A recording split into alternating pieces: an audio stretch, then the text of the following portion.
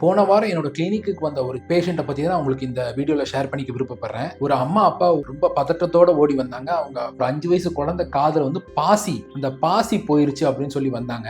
நான் காது செக் பண்ணப்போ அது ஏற்கனவே ரத்தம் வந்துருந்துச்சு. கொஞ்சம் பாசி நல்லா உள்ள தள்ளி இருந்துச்சு. அப்புறம் என்னன்னு கேட்டா அவங்க குழந்தை பாசியை உள்ள போட்டுருச்சுன்னு அவங்களே இந்த ஹேர் பின்னை வச்சு எடுக்க ட்ரை பண்ணாங்க. ஸோ அது என்ன பண்ணிட்டாங்க அப்படின்னா பாசி நல்லா உள்ள தள்ளிட்டாங்க. பிளஸ் குழந்தை கோஆபரேட் பண்ணாதால ரொம்ப உள்ள போயிருச்சு. நான் எடுக்க ட்ரை பண்ண பட் பேஷண்ட் கோஆபரேட் பண்ணாதால வேற வழி இல்லாம குழந்தைக்கு மயக்கம் கொடுத்து ஆபரேஷன் தியேட்டர்ல போய் எடுக்க ட்ரை பண்ணலாம்னு நம்ம பிளான் பண்ணி போனோம். நான் முதல்ல என்ன நினைச்சேன்னா நம்ம காது வழியா எடுக்க ட்ரை பண்ணலாம், ஒருவேளை முடியாத பட்சத்துல காதுக்கு பின்னாடி கட் பண்ணி டயகனலா உள்ள போய் எடுக்கலாம் அப்படின்னு பிளான் பண்ணேன். பட் லக்கிலி ரொம்ப ஈஸியா குழந்தைய மயக்கம் கொடுத்தோன்னே காது துவாரம் வழியாவே அந்த பாசியை எடுத்துட்டோம். நல்ல வேலையா டிம்பானிக் மெம்பரேன் காது ஜவ்வுக்கு எந்த டேமேஜும் ஆகல. உங்களுக்கு நான் சொல்லிக்கிற 2 முக்கியமான விஷயம் என்னன்னா, குழந்தைங்க வீட்டுல இருந்தாங்கன்னா அந்த இடத்த கிட்ஸ் ஃப்ரெண்ட்லி என்விரான்மெண்டா வச்சுக்க வேண்டியது ஒவ்வொரு பெற்றோரோட கடமை. குழந்தைக்கு தெரிஞ்ச மாதிரி வாயில போடுற மாதிரி எந்த காசோ சின்ன சின்ன பொருளோ ஆப்ஜெக்ட்ஸோ இல்லாதபடி பாத்துக்கோங்க. 2வது, ஒருவேளை அந்த மாதிரி குழந்தை மூக்குலையோ காதுலயோ இல்ல தொண்டையில முழுங்கிருச்சு அப்படின்னா